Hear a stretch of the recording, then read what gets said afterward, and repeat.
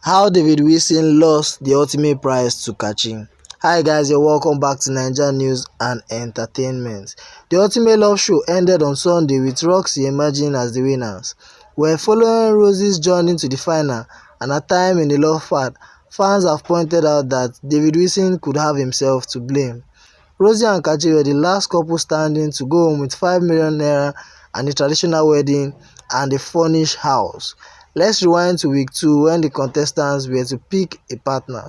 With everyone hooking up to one another, Rosie fell for David's tricks.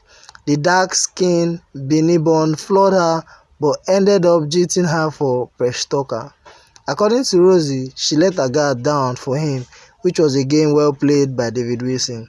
On the D-Day, Rosie picked David with all confidence, but he stood up, walked to her and gave her a peg but called the name of another lady. David called Presh Tucker, who had joined the Love housemates that week. Both came together and were called Presh David. Rosie was shocked and heartbroken, but Kachi, 32 years of age, picked her to wipe away the shame. They were called Roxy.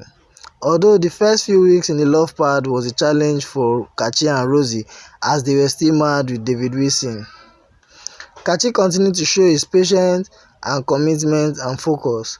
Finally, she fell for him and soon they started their love story, which ended with the ultimate prize.